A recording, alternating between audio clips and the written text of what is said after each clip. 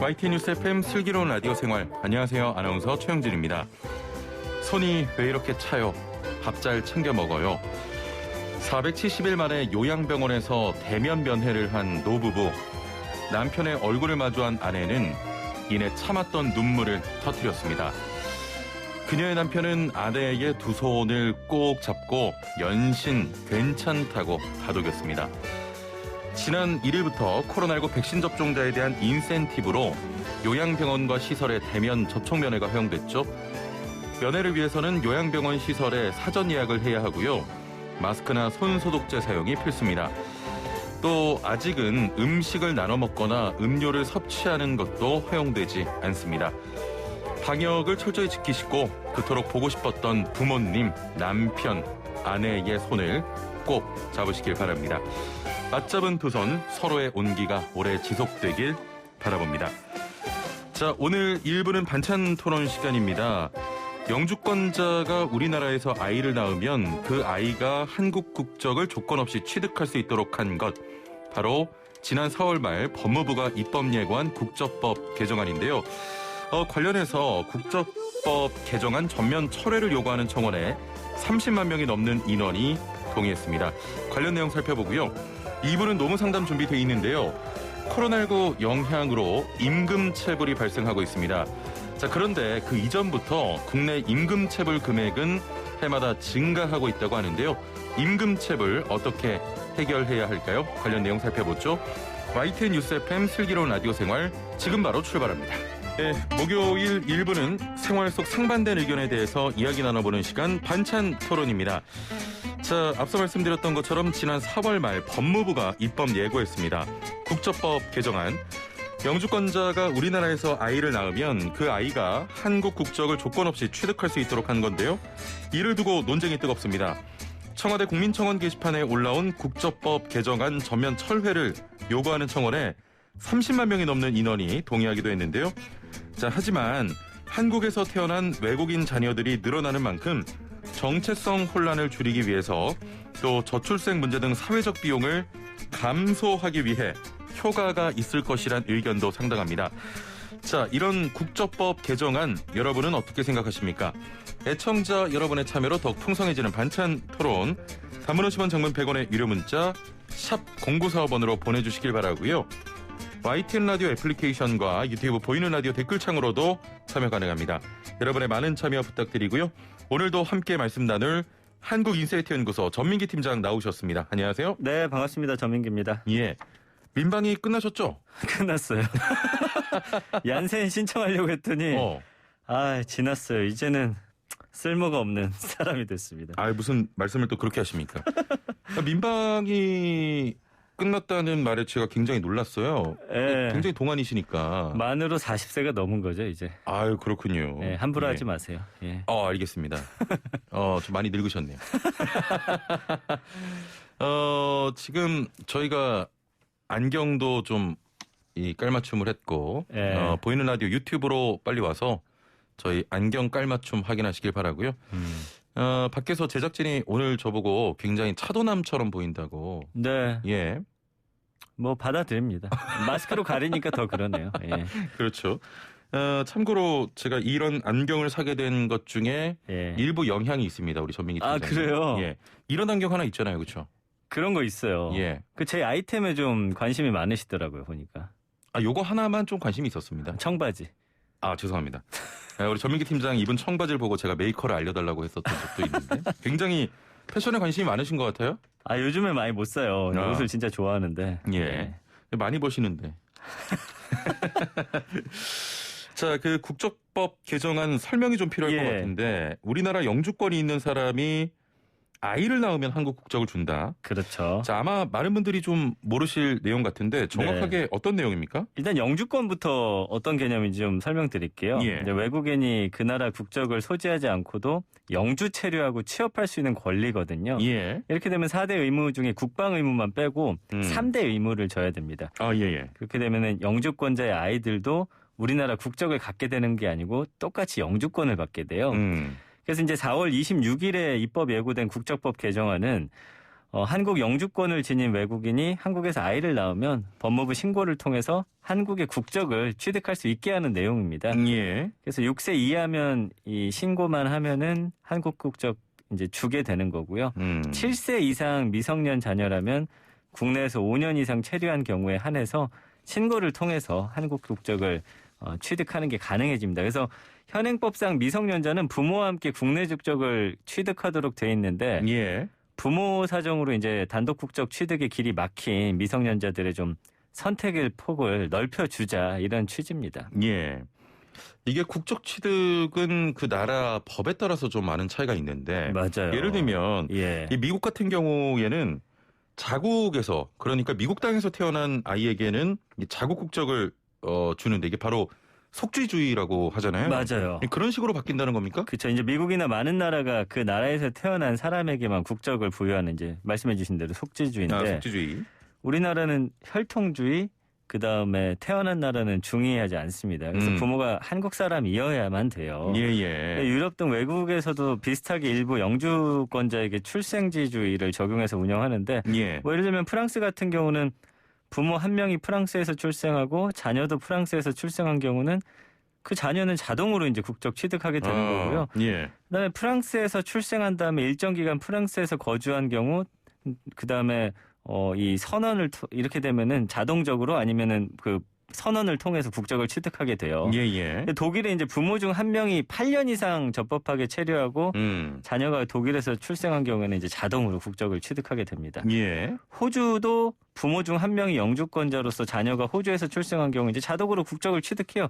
그렇군요. 뭐 거의 해외 사례 보면은 대부분이 이렇게 하고 있어요. 예. 그래서 호주에서 출생한 다음에 10년간 체류한 경우 자동으로 국적을 취득하게 됩니다. 그러니까 체류하는 기간은 좀 차이가 있을 수 있는데 예. 뭐 결국에는 부모가 다른 국적을 갖고 있더라도 여기서 태어나고 여기서 쭉 생활한 아이들에게는 그 나라 국적을 주게 되는 거죠. 예. 그래서 이 보충적 출생지주의의 도입이 2005년부터 여러 정부 거쳐서 지속적으로 모색됐는데 국적법 개정안은 그 일부라고 보시면 되고요. 예. 그래서 기존의 영주권자는 그 자녀가 우리나라에서 태어나더라도 부모가 대한민국 국적자가 아니면 성인이 된 뒤에 귀화 절차를 또 밟아요. 귀화 시험 봐가지고.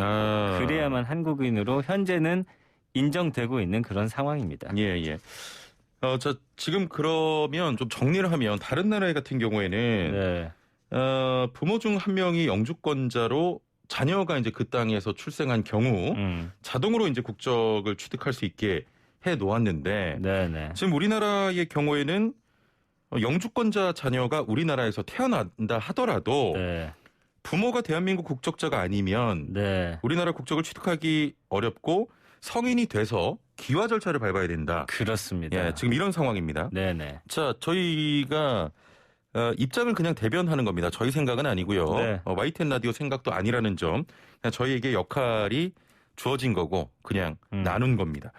여기서 한번 각자 입장을 한번 설명을 하죠. 저는 국적법 개정안 그대로 가야 된다고 보는 거예요. 예. 부모가 한부모가 이제 외국 사람이라고 하더라도 우리나라에서 태어나면 국적을 줘야죠. 왜냐하면 요즘에는 그 외국에서 오셔가지고 우리 한국 분들과 결혼해서 만들어지는 가정이 너무나 많거든요. 그러니까 저희가 국적법 자체가 좀 너무 예전에 좀 머물러 있다 저는 그렇게 생각을 합니다. 예. 저는 이제 반대입니다. 우리 전민기 팀장은 국적법 개정에 찬성하는 입장이고, 그렇죠. 저는 반대인데요. 뭐 뒤에서 이야기 나누겠습니다만 이게 지금 그 중국인들이 좀 수혜를 받거든요. 개정하게 되면. 근데 지금 그 중국이 우리나라의 어떤 고유 문화와 또 그런 걸 넘보고 있잖아요. 저는 반대입니다. 빈약한 것 같은데 논리가. 이제 추후에 이야기하면서 채워나가 보죠. 좋아요. 자, 우리 전민기 팀장 말씀은 이제는 우리나라도 변해야 된다. 그럼요. 이런 이야기 같은데 개정안에 반대하는 그러니까 저 같은 분들이 청와대 국민청원 게시판에서 30만 명이 반대한다 이런 의견을 표명을 했습니다. 국민들의 의견도 반영돼야 하는 게 아닐까 그런 생각이 드는데요. 그 2019년이죠. 이민정책연구원에서 국적제도에 대한 국민인식 조사 연구보고서라는 걸 내놨는데 예. 일부 영주권자에게 예외적으로 적용되는 출생주주의 사례에 대해서 좀 긍정적인 반응이 좀 더 높았어요. 전국 만 19세 이상 한국 국적 남녀 1000명을 대상으로 웹조사를 했고요. 예. 뭐 예를 들면 이런 겁니다. 조미의 조부모님이 대만에서 한국으로 이주한 화교다.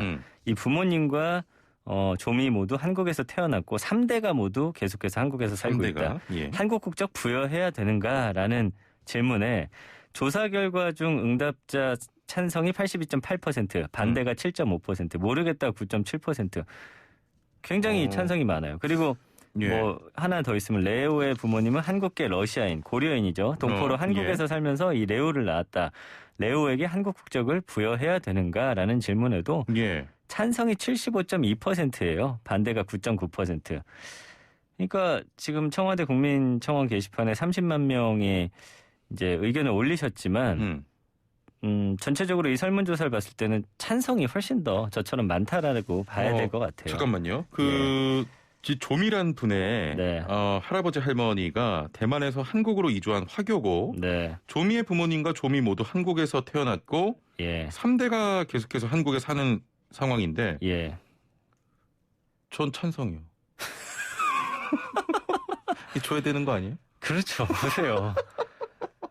그러니까 예. 뭐 일부 그렇네, 또. 글쎄요 이걸 악용하려는 사례가 이제 미국 같은 경우는 좀 많이 있죠. 예, 영주권 가지고서 뭐 계속 거기서 일을 하기 위해서 뭐 여러 가지 뭐 문제들이 있긴 한데 아주 극소수의 문제고요. 예.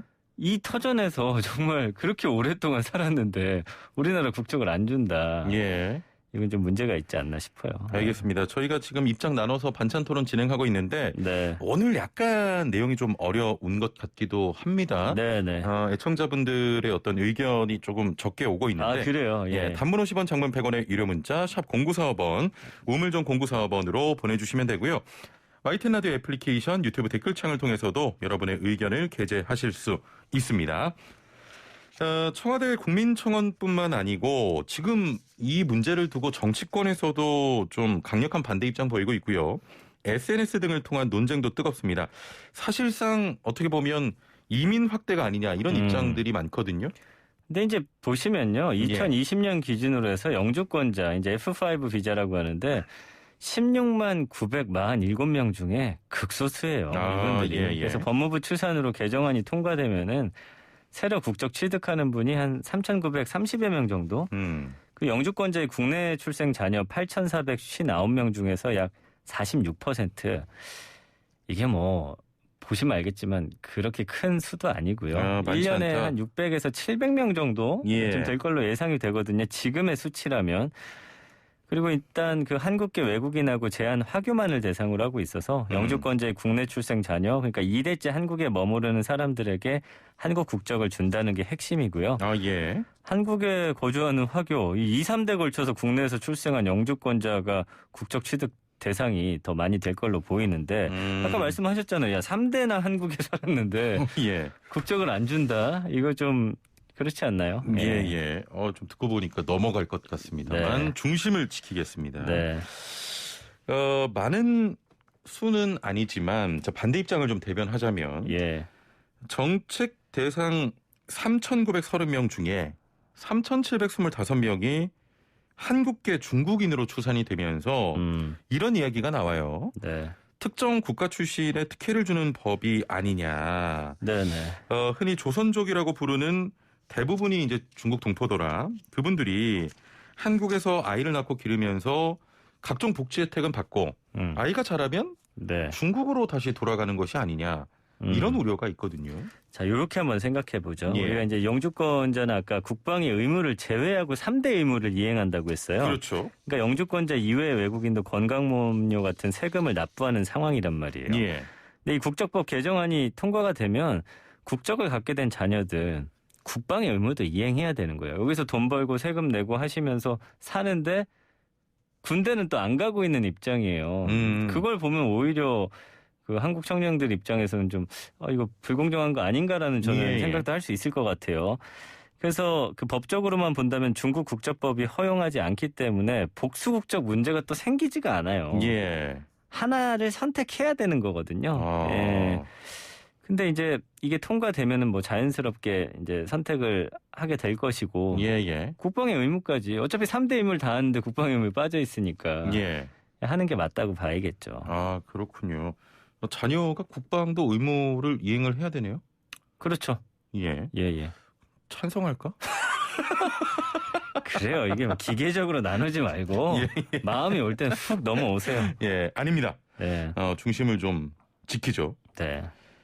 자, 뭐냐면 이제 네. 문제 삼는 부분 중 하나가 이제 병역 의무인데 만 18세까지 국적을 택해야 하는 남성의 복수 국적자의 경우, 뭐 중국을 제외하고 네. 우리 국적을 버릴 수 있는 확률이 있거든요, 사실. 네네. 예. 이거 어떻게 보세요? 또 이미 지금 안 줘서 국방의 의무 안 지는 거나 선택해서 어쨌든 소수라도 가면 예. 그게 차라리 낫지 않을까라는 생각이 들어요, 저는. 그래서 국내 거주 후에 국적 이탈 사실은 거의 불가능하다. 왜냐하면 국적법상 국적 이탈을 18세가 되는 해 3월까지 가능한데 2010년도에 이제 국적 이탈이 국내에서는 불가능하도록 법을 개정했거든요. 그래서 근거지가 외국이라는 게 이게 증명이 돼야 가능합니다. 예. 그래서 이 군대 피하려고 뭐 나간다. 그렇게 되면 이제 다시 복잡해지는 거죠. 그래서 해당 대상들 국내에서 출생해서 부모도 국내 영주권자고 본인도 국내에서 출생해서 계속 살려고 이렇게 한 분들 사실 공교육 받고 19세가 다 되어서 해외 거주하면은 이것도 쉽지 않은 일이에요. 사실 우리가 거의 이민 가는 거랑 똑같다고 봐요. 국적만 그냥 그 나라일 뿐이지 삶의 터전이 태어나서 계속 살았기 때문에 그렇긴 하죠. 이건 그분들한테 또 쉬운 선택지는 아니란 말이에요. 그래서 이 해당 대상들이 국내에서 출생해서 부모도 국내 영주권자고 이거는 제가 볼 때는 19세 때 나가겠다 결정하기 쉽지가 않다라고 다시 한번 말씀드리고요. 우리 땅에서 나고 자라서 교육받은 사람이 국적 이탈만을 위해서 해외에 가서 생활 기반을 만들고 거기에서 국적 이탈을 하는 거는 저는 좀 현실적으로 어려울 것 같아요. 그래서 병역 회피 위해서 국적 버린 사람에 대해서는 아시죠? 재외동포 비자, 재외동포 비자 발급 거부 때문에 한국에 돌아올 수가 없어요. 이거는 아예 나갈 생각을 하고 결정해야 되는 문제이기 때문에 그렇게 또 쉬운 문제도 아니고 야 이거 해가지고 또 국방의 의무 안 지려고 그 사람들한테 혜택 오히려 더 주는 거 아닌가? 그거 아니라는 거죠. 알겠습니다. 시간이 벌써 다 됐어요. 아 진짜요? 말도 안 돼요. 시간이 됐습니다.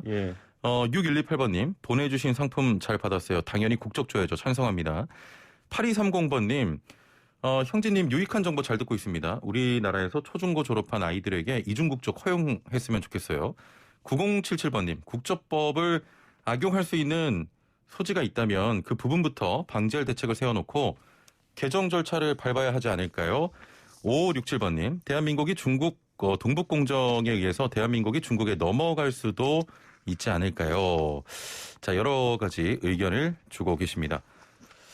오늘 반찬토론 또 재밌게 이야기해봤는데 마지막으로 짧게 하나 여쭤볼게요. 저출생 고령화 문제를 해결하기 위한 방안 중 하나로도 이야기되고 있는데 이 문제를 이런 방식으로 해결할 수 있냐 이런 의견도 있거든요. 그 지금 출생률이 최저치를 연일 갱신하고 있습니다. 인구 유지를 위해서라도 저는 좀 유입 정책 필요하지 않나라는 입장이고요. 지금 법무부도 개정안 추진 배경이 우리 사회하고 유대감 갖고 있는 영주 자격 소지자의 미성년 자녀가 우리 사회에 안정적으로 정착할 수 있도록 함으로써 조기에 국민으로서의 정체성을 함양하고 미래 인재를 확보하기 위한 것이다. 글로벌 시대잖아요. 오늘 준비 많이 하셨네요. 그렇죠. 자, 오늘 말씀은 여기까지 듣도록 하겠습니다. 감사합니다. 고맙습니다. 지금까지 한국인사이트연구소 전민기 팀장과 함께했습니다. 자, 이어서 이슈 인터뷰로 이어갑니다. 오늘 출근하실 때 우산 챙기셨는지요? 요즘 집을 나설 때 우산 챙기는 일이 부쩍 늘었습니다. 자, 지난해에도 이랬는지 벌써 장마가 온 건 아닌지 요즘 날씨 그야말로 의문투성인데요. 특별한 이유가 있는 건지 올여름 날씨 전망과 함께 살펴보겠습니다. 자, 함께 말씀 나눌 분 모셔보죠. K웨더 단기성 센터장 전화 연결돼 있습니다. 센터장님 나와 계시죠? 네, 안녕하세요. 자, 단도직입적으로 짚겠습니다. 지금 장마입니까? 아닙니다. 아닙니까? 네. 아니군요. 지난달 서울을 기준으로 17일 정도 비가 내렸는데 장마철에도 이렇게 많이 내릴까 싶은데 지난해에도 이랬습니까? 그렇진 않습니다. 예.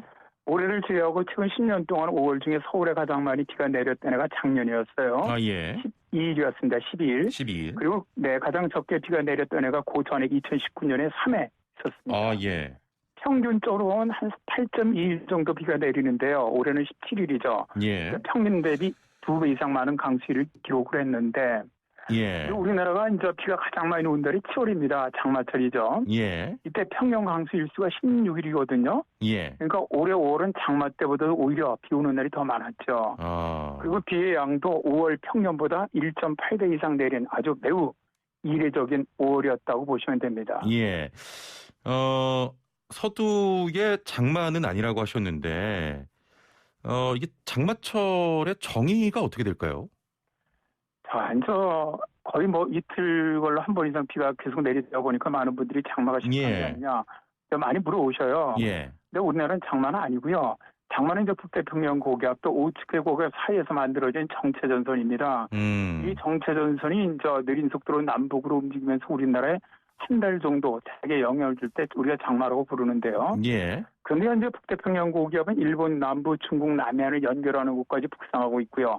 바로 이 북쪽에 장마전선이 위치하고 있습니다. 그러니까 우리나라는 현재는 남쪽 기압계 영향이 아니라 북쪽 기압계 영향을 받으면서 그리고 북서쪽에서 만들어진 기압골이 주기적으로 통과하고 있는 것이죠. 예. 근데 장마철이 아닌 5월에 이렇게 많은 기압골이 북서쪽에서 내려오면서 아주 자주 통과하는 것도 또 매우 이례적입니다. 자, 일본에서는 그 장마가 시작됐다고 하는데 우리나라와 인접국가 아니겠습니까? 네네. 우리나라는 그럼 언제쯤 장마가 시작될까요? 일단 인근에 있다고 해도 기상 특성은 다르게 나타나는 경우는 많습니다. 예. 5월 11일에 장마가 시작되었다고 이제 발표했고요. 중국 기상청도 평년보다 20일 이상, 거의 5월 11일 전후죠. 예. 이때 시작된 장마로 양쯔강의 우한시 인근 수위가 156년 만에 최고 수위를 기록할 만큼 아주 피해가 컸는데요. 장마 전선이 위도가 있습니다. 이 쭉 위도를 보면 일본 남에서 중국 남부를 잇는 선인데 우리나라는 제주 먼 남쪽 해상에 걸쳐 있어서 영향이 없습니다. 예. 그러니까 우리나라는 아직 북쪽 기압의 영향을 받고 있기 때문에 장마 시작된 것은 아니라고 하는 것이고요. 평년 장마 시작 시기가 제주도가 6월 19일, 서울 등 중부지방이 대개 한 6월 24일 정도입니다. 예. 근데 다만 현재 북태평양 고기압이 평소보다 좀 다소 강하기 때문에 일단 KU에 대해서는 올해 장마는 평년보다 2일에서 한 3일 정도 일찍 시작할 것으로 예상을 하고 있습니다. 그러면은 그 말씀은 제주도는 한 6월 16일 정도? 네네. 서울 등 수도권은 중부도 되게 빠르면 한 6월 21일 정도. 네네. 예. 올해 장마.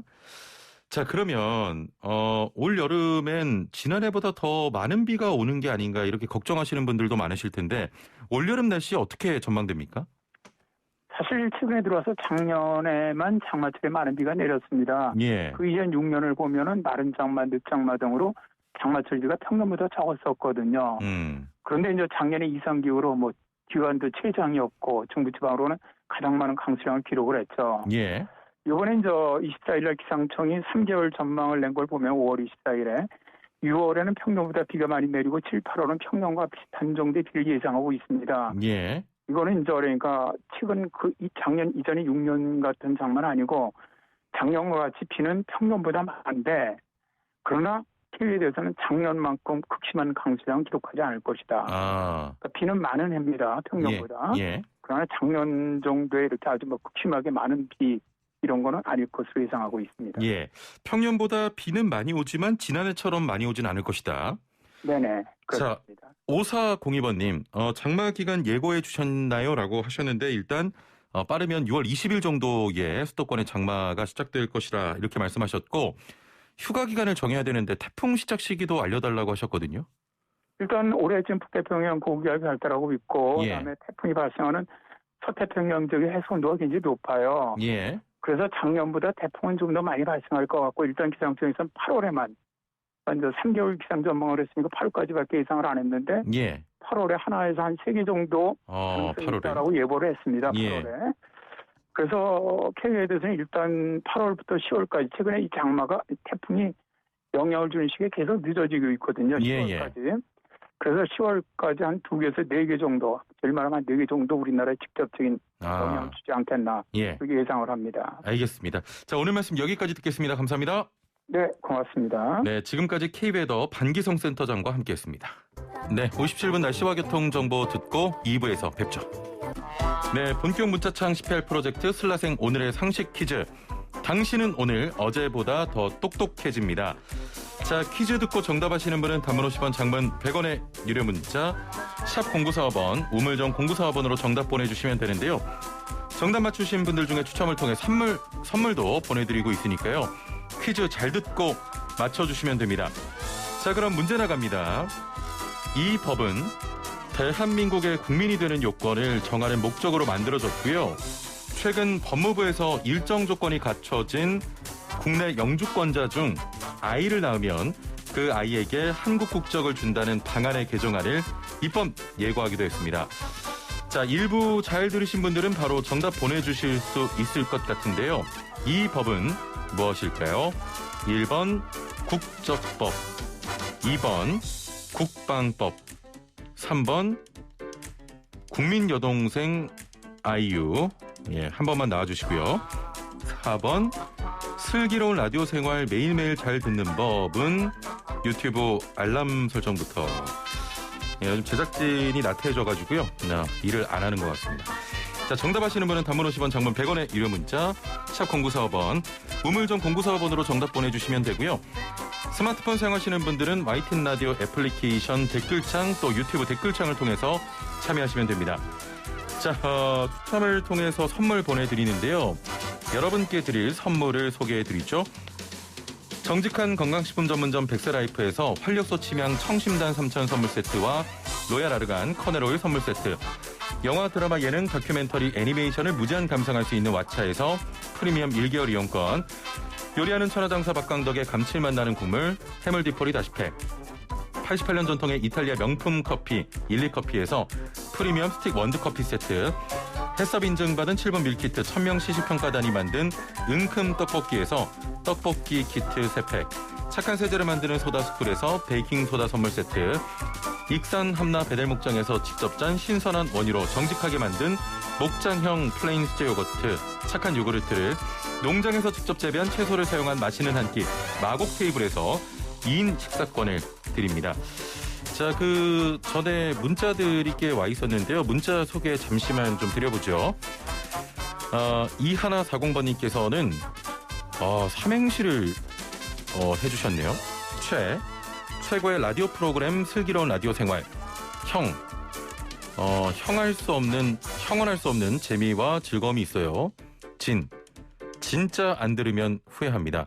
저 이거 밤새 삼행시 쓴 거예요 라고 하셨는데, 밤새 고민하신 것 치고는 뭐 그렇게 멋지진 않았습니다만 선물 드립니다. 0004번님 슬라생 출석합니다라고 하셨고요. 2465번님 저 10시 30분에 알람 맞추고 매일 들어요. 그런데 상품 당첨이 안 돼요. 예, 드릴게요. 예, 드립니다. 9193번님 천삭의 목소리 형진님과 전 팀장님은 이중 국적자죠?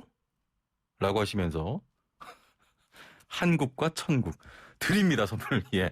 자, 이 네 분 선물 다 드리고 퀴즈 시작을 해보겠습니다. 많은 분들 참여해 주시고요. 정답자 중에서 추첨을 통해 선물 드리니까요. 많은 참여 부탁드립니다. 네, 슬기로운 생활을 위한 생활백서 매주 목요일은 매일 먹는 식품, 건강 찾아주는 약품 제대로 먹고 올바르게 사용하는 방법을 알아봅니다. 집에서 가장 많이 사용되는 주방 용기가 프라이팬이 아닐까 싶은데요. 이 프라이팬의 수명을 좌우하는 건 코팅제인데 오래 사용하면 안쪽에 코팅이 벗겨지는 경우 많습니다. 벗겨진 코팅제가 식품에 영향을 주는 건 아닐까 걱정되기도 하는데요. 오늘은 프라이팬 등의 안쪽에 코팅된 성분에 대해 짚어보겠습니다. 함께 말씀 나눌 분 모셔보죠.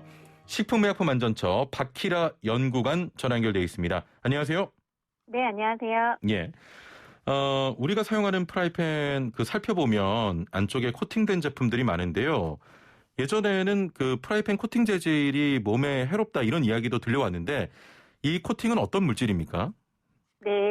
네, 만약 가정에서 이제 조리하실 때 안쪽에 코팅되어 있는 프라이팬, 냄비 뭐 이런 거 많이 보셨을 거예요. 예. 이렇게 안쪽에 코팅된 재질은 바로 불소수지입니다. 예. 코팅을 하는 이유는 조리 시 이제 음식이 누름 방지를 위해서 사용하게 되는데요.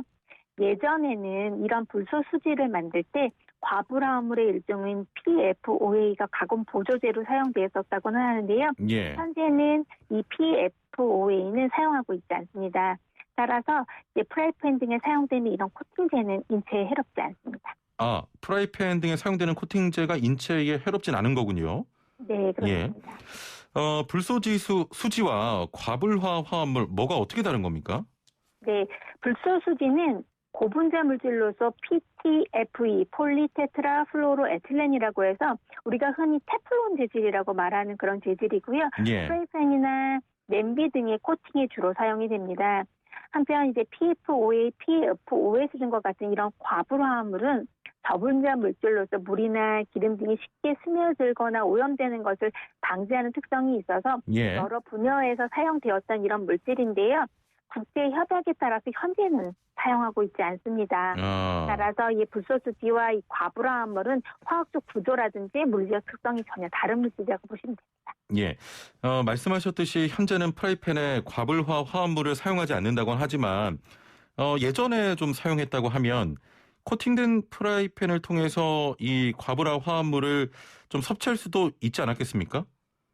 네, 사실 프라이팬을 통해 과불화합물을 섭취할 가능성은 매우 낮습니다. 예. 최근에는 이제 불소수지를 제조할 때 과불화합물을 사용하지도 않지만 설사 불소수지에 PFOA가 들어있다 하더라도 프라이팬의 코팅 과정 중에 430도 정도의 온도에서 굽는 과정을 거치기 때문에 예. 이 PFOA가 잔류돼서 검출된 가능성은 매우 낮다고 볼 수 있습니다. 예.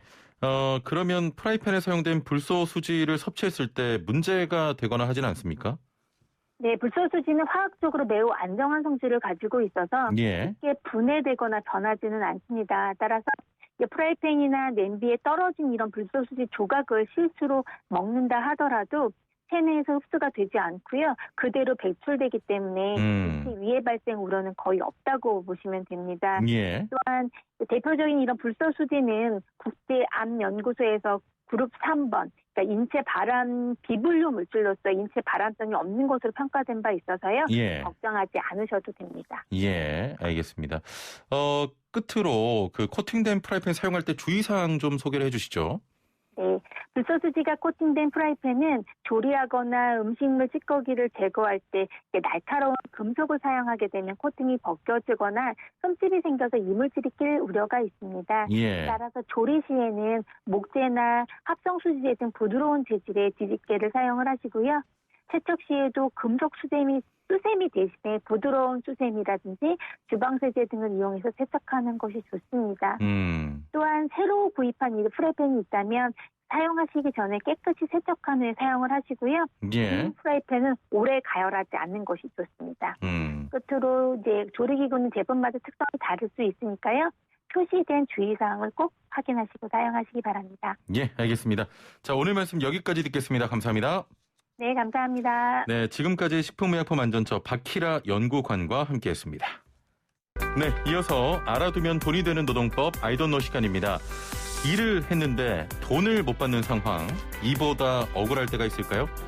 코로나19 영향으로 사업이 어려워져서 직원들의 임금이 밀리는 상황이 종종 발생하고 있지만 그 이전부터 국내 임금체불 금액은 해마다 증가한다고 합니다. 얼마 전 제주의 호텔에서 전현직 노동자 139명에게 3년간 약 4억 원이 넘는 임금을 주지 않은 업주가 적발되기도 했는데요. 자, 오늘은 이렇게 일했는데 못 받는 임금 어떻게 해결해야 하는지 그 방법 자세히 살펴보겠습니다. 방송 들으시면서 노무에 대해 궁금한 점이 있는 분들 단문 50원 장문 100원의 유료 문자 샵 0945번으로 보내주시길 바라고요. YTN 라디오 유튜브와 애플리케이션 댓글창도 여러분을 기다리고 있습니다. 자, 그럼 함께 말씀 나눌 분 모셔보죠. 소나무 노동법률사무소 김효신 노무사 나오셨습니다. 안녕하세요.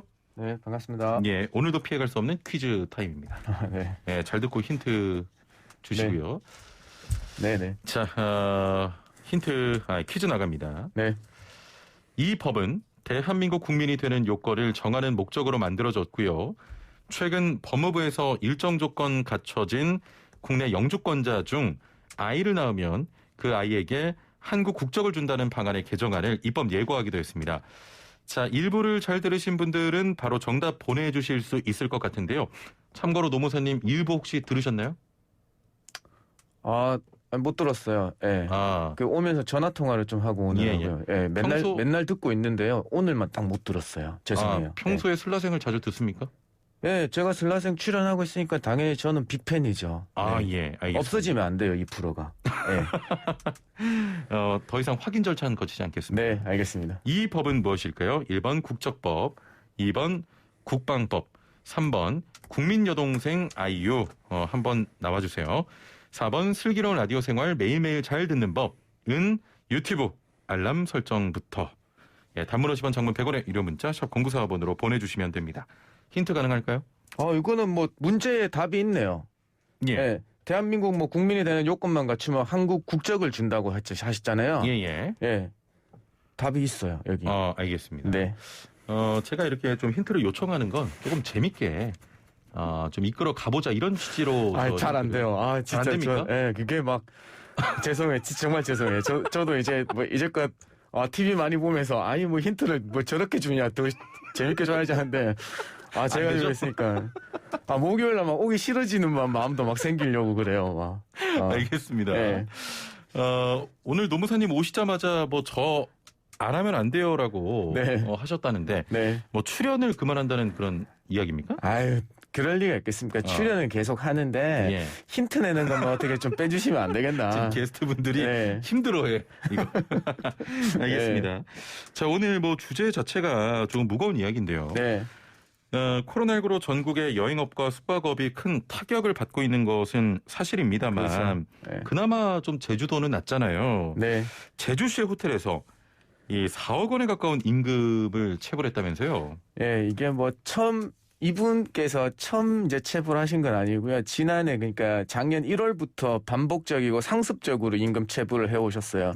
어떤 모 호텔의 사업주신데 그 호텔에 입점한 그 업체들까지 해서 총 9개 사업장이 있었는데요. 그 사업장이 모두 한 대표의 그 사업으로 이루어져 있었어요. 그래서 여기서 특이한 점은 뭐냐 하면 이제 피해 근로자들이 거의 20대에서 30대 청년들이라는 점입니다. 20대, 30대. 네, 그래서 심지어는 뭐 20세 미만의 청소년도 있었다고 해요. 그래서 고등학생들도 있었던 겁니까? 네. 워낙 저임금을 주시고 있으면서도 임금 체불까지 하니까 사회적 공분을 사게 됐고 이게 특별 근로 감독으로 이어졌던 것 같습니다. 말씀하신 내용 중에 20세 미만이라면 고등학생일 텐데. 그렇죠.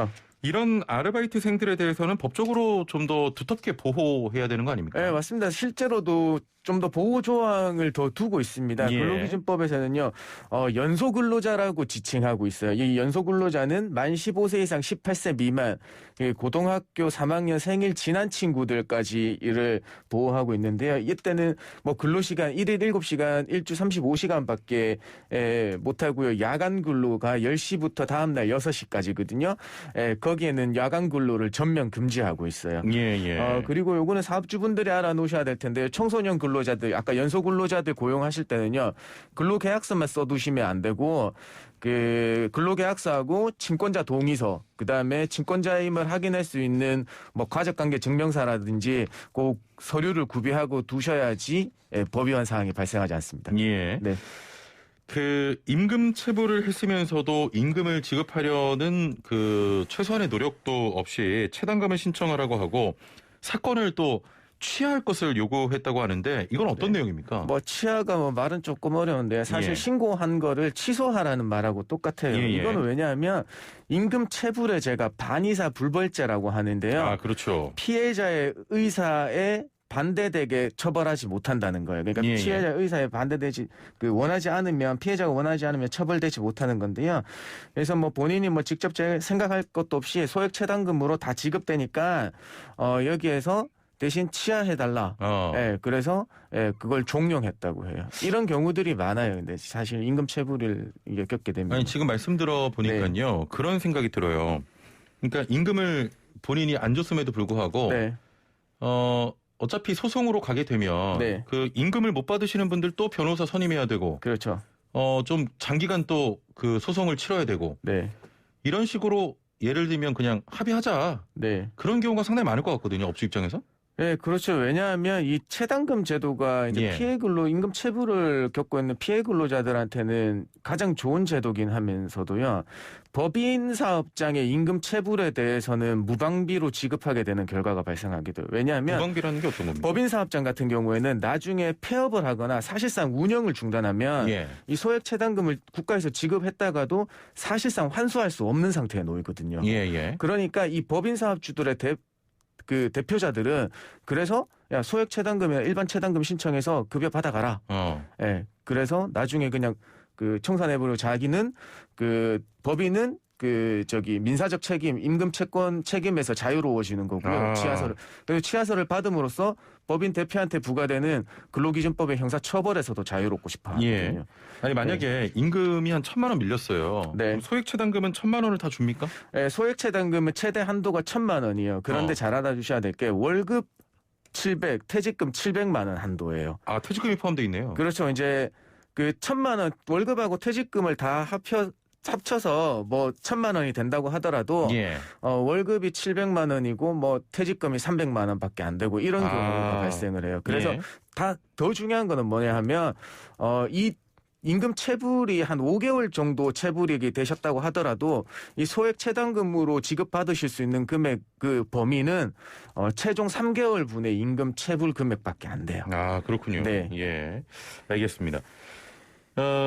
체불 임금을 받을 수 있는 체당금 제도도 네. 자세히 한번 소개해 주세요. 이제 뭐 체당금 종류 제가 몇 번 말씀을 드렸는데 예. 두 가지 이 종류가 있어요. 일반 체당금하고 소액 체당금인데요.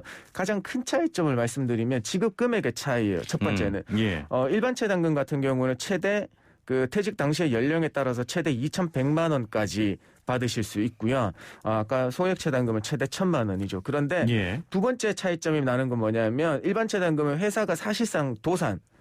누가 보더라도 회사가 폐업 신고도 하고 망했다. 이런 게 해야 되는 거고요.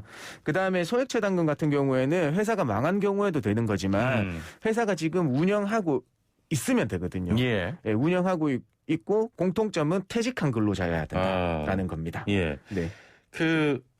제가 알기로는 10월 달인가요? 10월 14일부터 네. 변경된 네. 소액 체당금 제도가 또 시행된다고 알고 있는데 맞아요. 이거 어떤 네. 내용입니까? 네, 조금 더 이제 더 용어의 순화가 됩니다. 체당금이라고 하니까 뭔지 잠깐 감이 안 오시잖아요. 예, 요거는 순수한 한자어라서 그러는데요. 일상생활에서 잘 쓰지도 않는 걸 들으니까 제도를 홍보하기에도 어려워요. 그래서 10월 14일부터는 대지급금이라는 용어로 바뀌었습니다. 대지급금이요? 예, 대지급금. 그것도 어려운데. 이것도 어려워요. 그러면은 이게 풀네임은 어떤 거냐면 체불임금 대지급금이에요. 예. 그래 약칭해서 대지급금이라고 하는데요. 대신해서 지급해준다 이런 느낌으로 받아들이시면 돼요. 그다음에 지급 절차가 간소화됐어요. 그 동안에는 이 소액 체당금을 받기 위한 절차는 어땠냐 하면 노동청에 신고.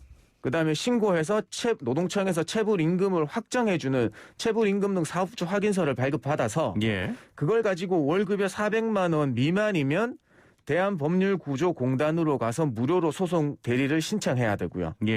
소송이 진행되고 거기서 확정 판결이라는 확정 판결문을 받아야 돼요. 그걸 가지고 근로복지공단으로 가서 신청을 해야 되거든요. 절차 복잡하네요. 이 절차가 복잡하니까 얼마 정도 걸리겠어요? 굉장히 오래 걸릴 것 같은데? 찍어보세요. 얼마 정도? 이거 다 절차까지? 그러니까 지급받을 신고부터 지급까지 한 몇 개월 걸리겠어요? 6개월. 예, 최소 6개월이에요. 4개월에서 6개월이에요. 최소. 그런데 이 바뀐 게 이제 노동청에서 체불임금 등 사업주 확인서 발급되면 그때 지급하겠다. 그러면 최대 빠르면 2개월 안에 지급할 수 있어요. 그러니까 절차가 이제 간소화되면서 지급 절차가 굉장히 단소화됐다. 그다음에 아까 말씀드렸지만 이 퇴직자에 가면 지금 현행은 퇴직자 지급된다고 했잖아요. 근데 재직자도 임금 체불을 겪고 있으면 소액 체당금 지급해주겠다. 그런데 아직까지 다는 안 되고 기금이 없으니까 이 일정 부분 그 저소득층에만 우선 적용시키고 나중에 확대 적용하겠다는 방안입니다. 네. 일단은 이 변경된 내용이 반갑네요. 굉장히 좋은 점이죠. 빠르면 2개월 임금 체불에 있어서 소액 특히 이제 우리 아까도 말씀드렸지만 청년층인 그 임금 체불액이 그다지 과다하지 않단 말이에요. 서울 퇴단금 안에 다 받을 수 있는 범위에 있어요. 빨리빨리 지급되고 빨리 하니까 임금 체불에 반가운 희소식이죠. 네. 예. 오늘 상담이 많이 들어오고 있는데요. 역시 그 인기 코너다. 이런 생각이 듭니다. 8349번님께서는 노무 상담 정보 너무 도움 많이 되고 유익합니다라고 하셨고요. 9730번님 노무 상담 시간 좋아요. 일부러 또 목요일에 찾아오신다고. 예. 감사합니다. 갑자기 좋아졌어. 표정이 갑자기 좋아졌어. 2064번님. 친구가 언어폭력 등으로 회사를 퇴사하려고 합니다. 지난주 대체자 생기면 퇴사하겠다고 회사에 이야기했다는데 언어폭력이 너무 심해서 월급 다 안 받아도 되니까 이번 주까지만 다니겠다고 다시 이야기를 했답니다. 따로 근로계약서 같은 걸 적은 건 아니라던데 이번 주까지 출근해도 문제가 없을까요? 라고 하셨네요. 언어폭력이라고 하면 직장 내 괴롭힘을 겪고 계신 것 같아요. 그래서 퇴사하시기로 마음을 먹으시고 퇴사하려면 30일 전에 알려줘야 된다는 회사의 어떤 그런 얘기를 들으셔서 그렇겠는데요. 결론부터 말씀드리면 전혀 상관없습니다. 직장 내 괴롭힘으로 퇴사하시는 거니까요. 사실 지금은 자진 퇴사, 제가 그냥 퇴사를 마음 먹으셨으니까 권유를 드리면 지금 바로 자진 퇴사하지 마시고요. 직장 내 괴롭힘을 당한 언어폭력에 대한 이의 제기를 하시고 퇴사를 해주시면 자진 퇴사를 하시면 그 자진 퇴사하더라도 실업급여를 받으실 수 있어요. 그렇군요. 직장 내 괴롭힘으로 인해서 퇴사한 거기 때문에. 그렇기 때문에 30일 전에 얘기 안 해주셨다고 하더라도 이거는 직장 내 괴롭힘에 의한 엄연한 법 위반으로 인해서 퇴사를 하시기 때문에 전혀 관계없어요. 이번 주에 퇴사하셔도 괜찮아요. 뭐 회사에서는 뭐 일찍 퇴사한다고 뭐 손해배상 청구한다고 뭐 이런 말도 안 되는 소리를 할 수도 있는데요. 그거 신경 안 쓰셔도 돼요. 그럼 노무사님 좀 바꿔서 질문 드려보겠습니다. 그럼 만약에 이 상태에서 그냥 퇴사하시면 실업급여 못 받습니까? 이제 요거는 이의를 제기 안 했으니까 안 하면 그 회사에는 자진 퇴사로 신고하겠죠. 그래요. 그러니까 요거에 브레이크를 거는 동작을 조금 해주셔야 돼요. 회사에다가 직장 내 괴롭힘 하시든지 아니면 그냥 노동청에다가 언어폭력으로 직장 내 괴롭힘 신고해달라고 해서 어떤 접수되는 상황을 만들어서 고용센터에서 직장 내 괴롭힘으로 신고하고 거기에 대해서 퇴사하신 거구나 하는 그 근거 자료를 만들어 주시면 그 다른 이직일 이전 180일 근무라든지 이런 요건만 갖추시면 충분히 받으실 수 있어요. 알겠습니다. 0782번님, 외근직이어서 회사에서 법인카드 받아서 사용 중인데요. 회사 내규상 법인카드 사용 금액에 대한 월말 품위를 합니다. 다만 월말 품위 진행간 미준수 시 월급여에서 공제합니다. 구제 방안 없을까요? 라고 하셨네요. 아니 법인카드 품위를 못했는데 미준수하는데 급여에서 내 임금에 손을 대시면 안 되죠. 회사에서도. 그럼요. 왜냐하면 이거는 회사에서의 법인카드 사용한 거 품위한 거는 어떤 회사에서 정해진 규칙을 위반하고 있는 거잖아요. 그러면 회사에서 이 규칙 위반에 대한 그 직장 질서를 유지하시려면 다른 제재 조항을 걸으셔야죠. 심할서를 받아가지고 회사의 업무 플로우를 제대로 안 지키고 있으니까 다른 뭐 심할서나 아니면 더하면 뭐 다른 징계위원회를 열어서 해야 되는 거지. 다짜고짜 내 임금에다가 손을 대시면 안 되는 거잖아요. 너 이거 작성 안 했으니까 너 임금에서 뭐 제외할 거야 뭐 이렇게 하는 건 잘못된 거잖아요. 그렇죠. 임금에 대한 손을 대려면 나의 동의가 있어야 되는 거예요. 내 월급에 손을 대려면요. 아니면 이 제재 조항에 대해서 이 인사위원회를 열어서 업무 직장 질서 그러니까 회사의 사규를 너무 안 지키니까 감봉 처분에 대한 징계 조치를 하면 그에 대해서는 적법하게 감봉 조치를 할 수가 있거든요. 근데 임의로 이걸 안 했다고 해서 막 회사 인사권을 남용하시면 안 되죠. 그럼 짧게만 구제 방법. 구제 방법이요? 지금은 회사에 임금 체불이 발생하고 있는 거예요, 이거. 임금 체불에 대한 신고해서 받으실 수 있는 거. 알겠습니다. 자, 오늘 말씀 여기까지 듣겠습니다. 감사합니다. 네, 고맙습니다. 네, 지금까지 손아부 노동법률사무소 김효신 노무사와 함께했습니다. 네, 오늘 정답 1번 국적법이었고요. 1237번님께서는 정답 국적법입니다. 다국적 인구가 늘어나다 보면 어쩔 수 없는 논의인 것 같습니다. 보안 조치를 강화하고 신중하게 개정을 진행해야 하지 않을까요? 라고 하셨습니다. 맞는 말씀 같고요. 반찬 토론은 이슈가 되는 주제를 선정해서 임의로 찬성과 반대 입장을 나누고 두 입장이 내세우고 있는 근거를 방송하고 있습니다. YTN 라디오나 또 저와 전민기 팀장 개인 입장이 아니라는 점을 애청자분들 꼭 알아주시길 바랍니다. 7181번님, 지금 서울에도 비가 오기 시작했어요. 안전운전 하세요. 빨래 걷어라 이런 이야기도 이제 추억이네요 라고 하셨고요. 0507번님께서는 저는 슬라생으로 삼행시 갑니다. 슬슬 배고파지네요. 라면을 먹을까? 김밥 한 줄 추가요. 생선구이에 쌀밥은 어떨까요? 예. 1945번님. 1번 국적법. 예, 당첨 기원 하트 보내주셨는데요. 새싹 청취자님이 하트까지 이렇게 보내주셨습니다. 선물 드리고요. 삼행시 이분도 저 선물 드리고 싶네요. 예, 선물 드리겠습니다. 김밥 드시고요. 자, 마지막 곡으로 M2M의 손에 손잡고 전해드립니다. 요양병원에서 가족 간 면회가 시작이 됐는데요. 꼭 맞잡은 두 손, 서로 간의 온정을 느끼시길 바랍니다. 오늘 하루 안전하게 보내시고요. 내일 뵙죠. 최영진이었습니다. 고맙습니다.